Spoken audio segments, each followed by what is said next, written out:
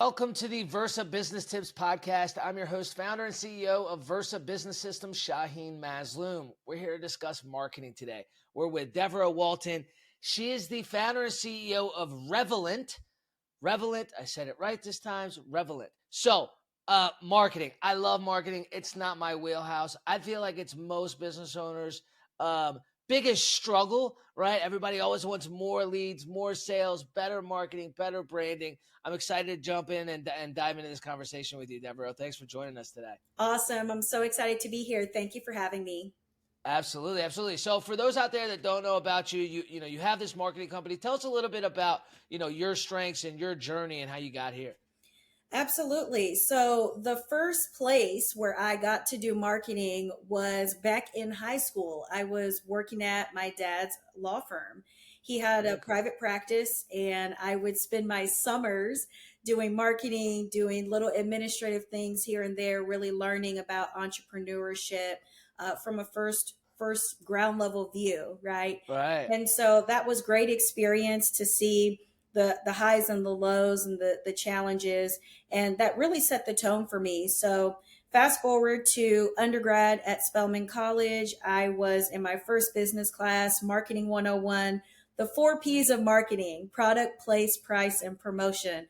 My mind was Yeah. blown about promotion, and I knew that I was hooked. And so from there, really just starting my journey working with small businesses, doing freelance consulting. A lot of it started out just for free, volunteering and interning. And then over the years, it really just grew and expanded. So in my Right. corporate career, I worked at an agency, Vertical Nerve, based in Dallas, Texas. Also worked corporate side at IBM for 5 years in marketing. And Okay. over the years of a marketing career, still continued to do freelance consulting and do things on the side. And Right. at the point when it was like, okay, this is it, let's go for it, really transition into the business full time. And so what I find is the biggest struggle for small and medium sized businesses is, number one, not knowing who the audience is, and number two, showing up consistently, having that consistent presence. Because when you Yeah. have a huge client load, when you've got a lot of products, you've got to ship them, get them out the door, you're working in the business, not on the business. That's when marketing Yeah. typically hits to the wayside and falls to the back burner. And so I help firms to either outsource their marketing or plan a strategy and a plan so that they have that roadmap to really ease the burden of solving their marketing challenges. Right, right. So would you say one of the biggest mistakes businesses are making is not being consistent in one area of marketing? Because the reason why I asked you that is I mean, especially when I first started out in business, right?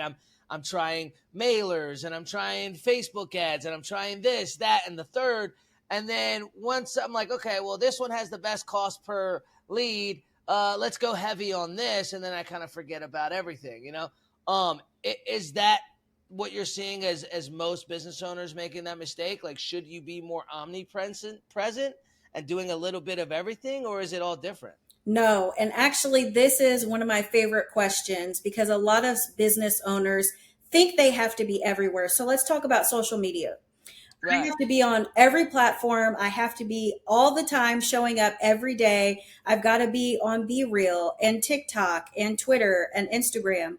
And you don't. If there's someone out there in marketing saying that it's a requirement for you to be successful, they're lying to you, because the most important place for you to be is where your audience is. I'll say that again. The most important place for you to be is where your audience Right. is. So when we think about consistency, it's really having that consistent presence and that level of visibility, regardless of what channel or platform you're using, as long as you are consistently promoting, getting your name out there. Because when times are good, you're probably not thinking about it. But when times are not as Right. good with those clients or those purchase orders coming in, now you're scrambling. And marketing is an engine that takes some time once you get the windmill going to yield those results. And so if you are in a lull and you haven't done anything for marketing in 6 months, now let's hurry up and do some marketing. Great. Be consistent with it, because that's how you're going to see those results over the long term. Right, right. I mean, you do bring up a great point, and most of these gurus out there, they're like, be omnipresent, be everywhere all the time. to an extent though, right? Like for me, I'm in B2B. Business owners are everywhere. They're on every platform because a lot of them are marketing on every single platform and posting on every single platform, But like if you're, I guess, let's put up an example of, I don't know, a toy company, right? Those kids are on mostly what? YouTube and TikTok, right? You're not going to find a ton of them on Facebook or Snapchat at a young age. Is that kind of where you're going with that? That's fair. And think about it this way. When we're talking about small businesses and startups, they're really trying to maximize that investment of time and resource, right? So instead of trying to be on every single social media platform or every channel, you really need to focus on where your audience is. So if you're in B2B and let's say you're selling, real estate, for example, someone who is on TikTok, yes, your client could be on TikTok, but if they're looking on TikTok for food recipes or how to pack a suitcase and roll my ties, they're not going to see what you're sharing about real estate. They may look for that on Facebook. So it really makes sense to dial in your marketing strategy. It goes back to strategy, thinking about who your audience is and meeting them where they are. Yeah. 100%. And just to confirm, you're talking about ads specifically and not so much just posting, right? I'm talking about both. So okay. I've worked with small businesses that have a very limited amount of time for marketing because they're trying to also obviously run the business, hire the staff, manage the staff, work on client delivery. I guess that makes sense. If you're spending time, you don't have the ability to just easily schedule it on all the platforms. If you're spending time posting it on TikTok, and people that are maybe your target market aren't looking on TikTok for what you have, then it's a waste of time. I know very successful 6-figure and 7-figure earners in the B2B space that are not on TikTok at all. Right. So you don't have to be everywhere. It really 100%. To maximize. I met a billionaire the other day. The only social media he has is LinkedIn and LinkedIn and Facebook. That's it. Multi-billionaire. So you're right. You don't have to be everywhere. Recently we started focusing more on Google ads, I think because we've been thinking about that a lot more of, okay, well, where are people going when they need funding, right? So we've been really trying to focus more on funding. Credit card processing is pretty much our leads just roll in constantly. We have so much word of mouth. We have some huge referral partners, and same with the tax credit side of the business and employee benefits. Like we have more business that we can handle. On the funding side, we're still marketing, right? So we're doing ads, and we started thinking, I'm like, well, business owners, when they're looking for funding, they're going to Google. They're not going to Facebook and typing in how to get a business loan or where to go to get a business loan. They're not doing that on TikTok. They're not doing it on it's Google, and that's it. So I was like, well, let's just do that. So we started doing Google ads, and then we would just retarget the visitors to those ads on social media. So that way those social media ads are only going to the people that found us on Google. And it changed everything. I'm not new to business or marketing. I mean, I my first business when I was 7 years old. I'm 36. But it's crazy how we're just constantly evolving and constantly learning. This company I've only had for 7 years, but it's like we constantly get these aha moments. So if any of you listening to this now just had an aha moment, run with it, right? Like you've got to get that information. You got to realize where are they and what are they looking for when they're in those spaces? Because if they're not looking for you in those places, they're not going to see you. That's amazing.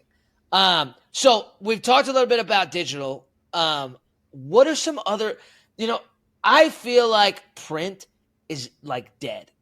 Every time I've tried it. I swear I've tried it. I've been magazines, Forbes. You name it. And it's, they say branding, but like, I can't see branding as actual dollars. I can't track customers.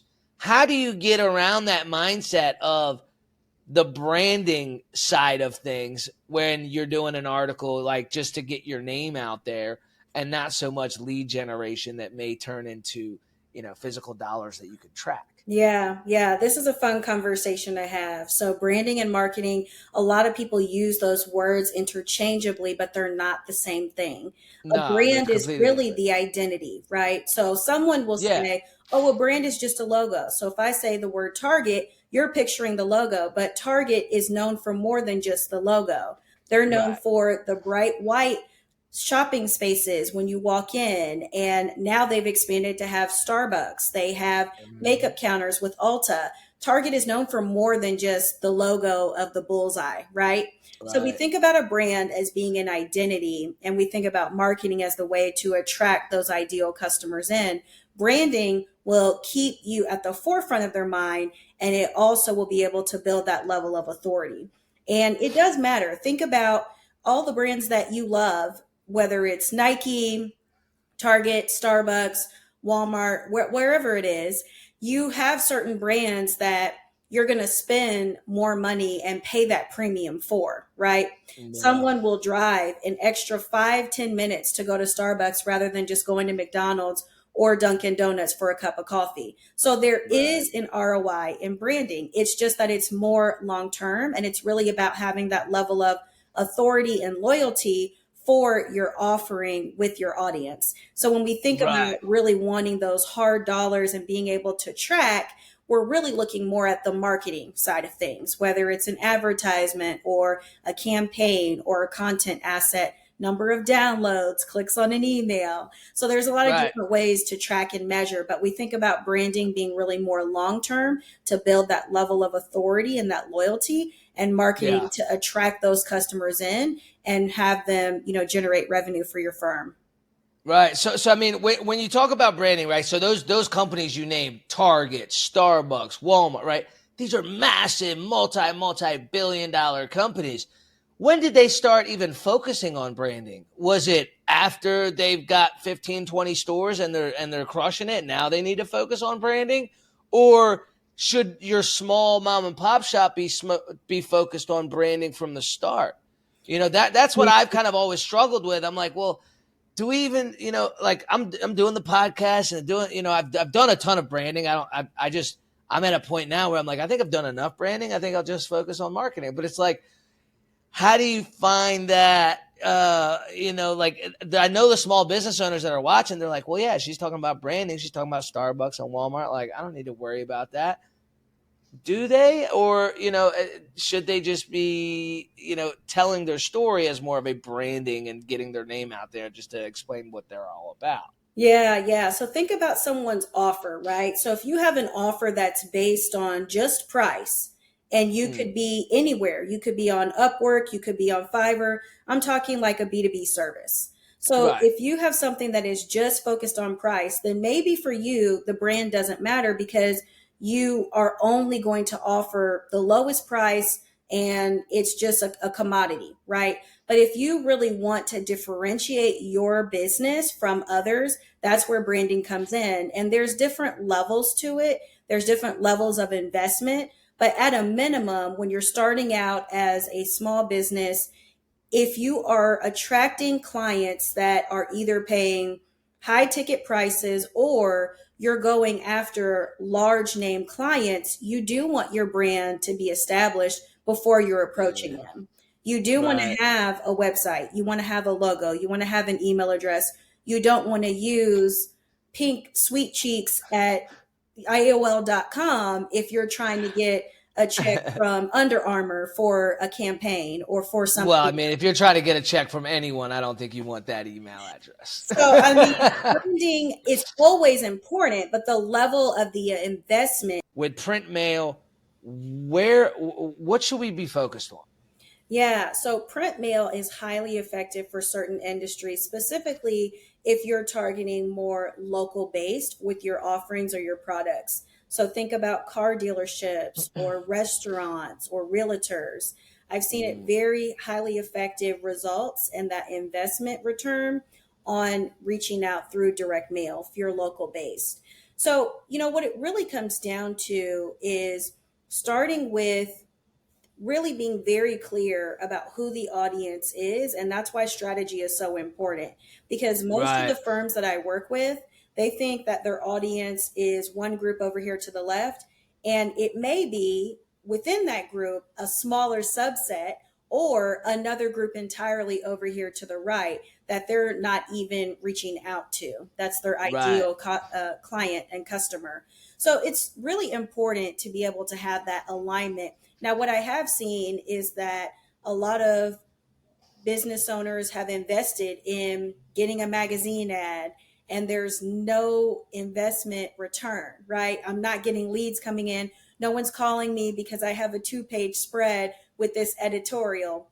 Well, you may not necessarily get those leads coming in, but that does help to build the authority. And it also can be a great conversation starter Right. to send that to new clients, to send that to people who you're getting referrals from, to build that additional authority and that credibility. And so from a personal branding investment, it is, a pretty good investment to make, thinking about how you can really increase your level of thought leadership with some of those they're advertising editorials, so advertorials.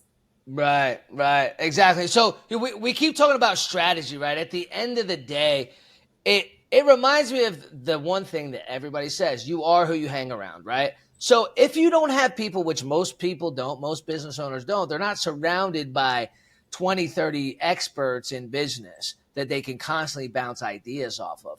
And so strategizing with marketing agencies is probably the most important thing.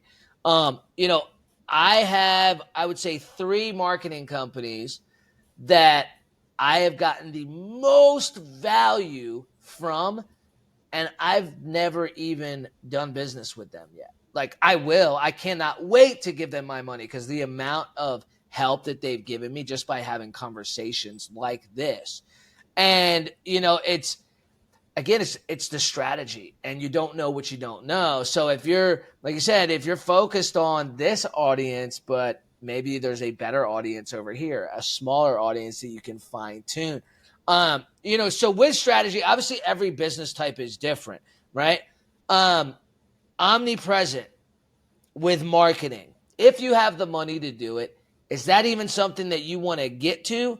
Or again, is it just as long as your client base is hanging in those areas, go as wide as you can? Or is it better to focus on, say, 2 to 3 marketing avenues and try and hit those same people from different areas? Yeah. So one of the challenges that I love to help clients solve is through the different stages of their brand, right? So they have the initial Okay. inception and launch. They have typically there's a pivot or a rebrand at some point. It's usually about 5 to 7 years after the brand has been launched, and then that high growth Mm-hmm. mode.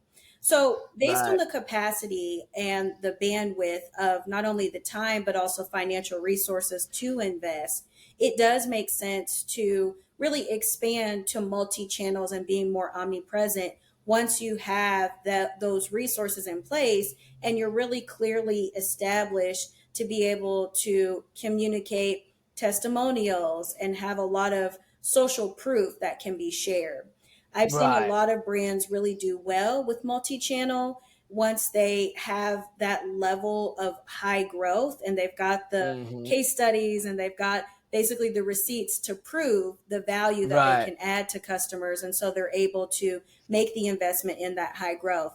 But for a lot of brands that are early on in their years, in the first 1 to 5 years, it really does make the most sense to maximize maybe 1 or 2 channels. What's really going to work well, double down on those. And then once you're seeing the results, you can then expand and grow over time.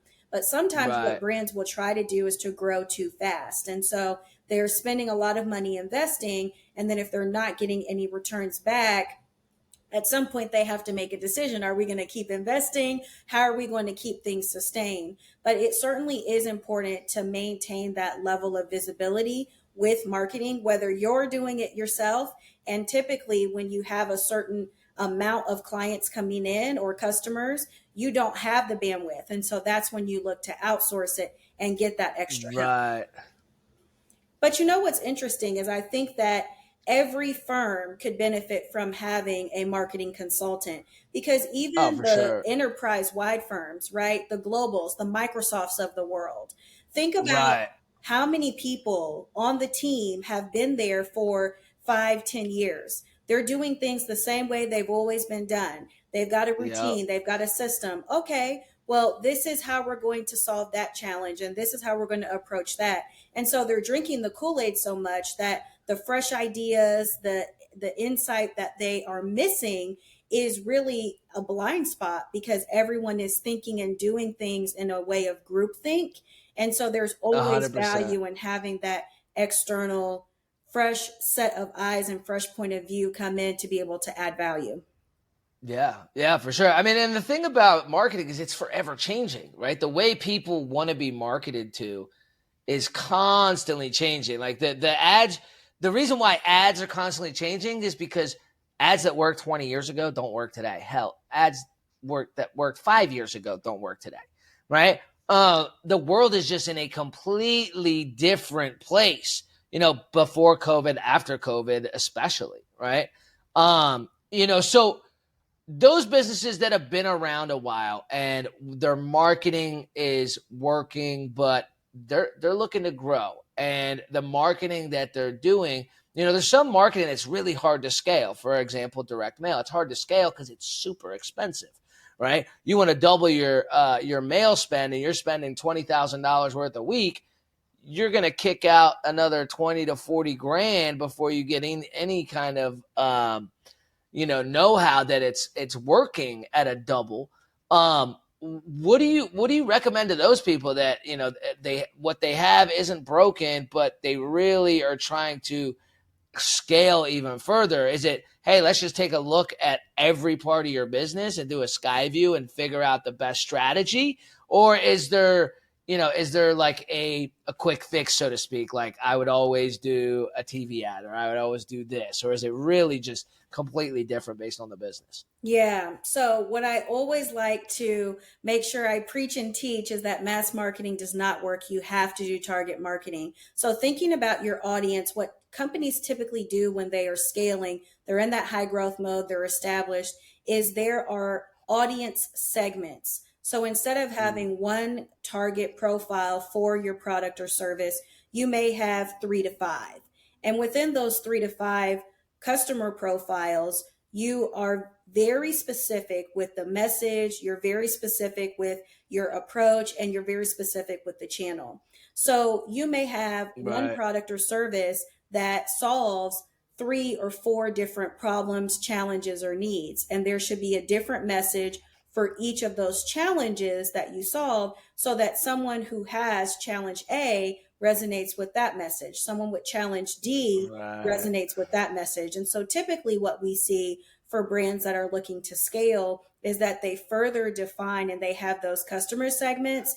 And then there's a whole entire customer journey built out across channels, if they have the bandwidth and the ability and Right. capability to do that in order to reach them. So maybe it may not be direct mail. It could be an email campaign. It could be a live event with a follow-up campaign on social media. But it really is about It target could just be marketing. another product to the same customers. Yep. Yep.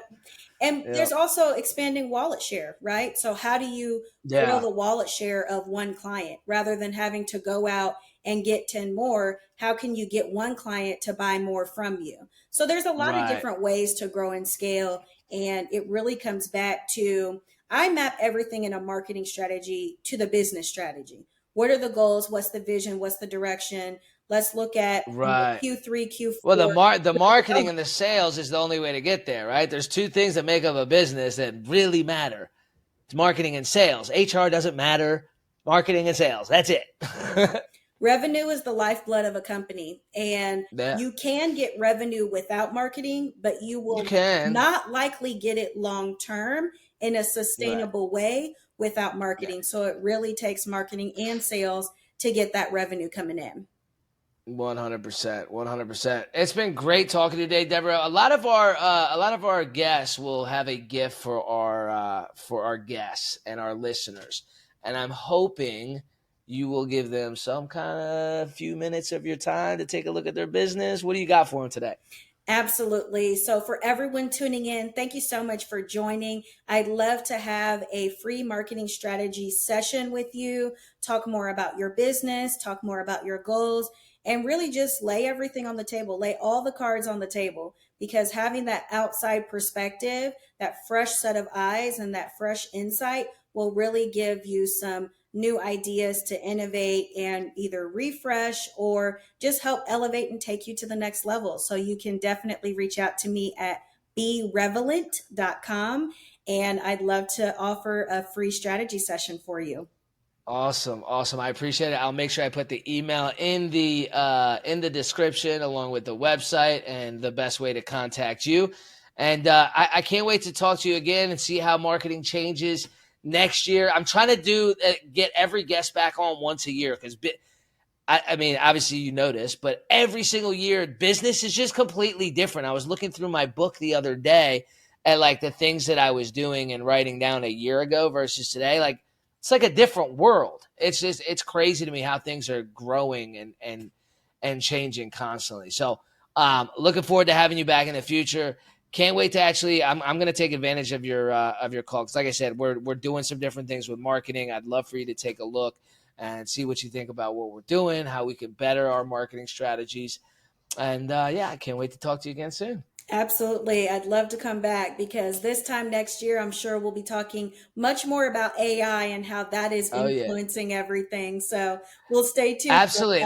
Let's hope that AI gets a little. I've been doing AI for 3 years, and I thought that was our saving grace. But then, Twilio had to start messing around, and it's been a mess. AI is great. Marketing is great, but it changes too rapidly for my heart. I'm like, yes, we've got the one thing that's taken us all the way. And then it changes. AI is not something we can just fully rely on and then walk away. And I think that's what people are wanting to do. That was the biggest, biggest mistake I made. You're going to pay the consequences because Google has been changing the algorithm. A lot of things are changing and shifting. The more that the government is putting 100%. The government is putting more regulations in constantly. Do not fully rely on AI. It was a big mistake I made, and if I hadn't had 7 years in business, it would have put me out of business. So yeah, definitely. I keep telling people all the time, like AI is amazing, but don't solely rely on it because it will cripple you unless you have a huge nest egg for when it does change. AI can help, but it should not be running everything. So that's the main. It should never be running everything. If it's running everything, we got a big problem. But either way, it should never run a full, it shouldn't be your lead source. It shouldn't be your communication channel. It shouldn't handle a full task.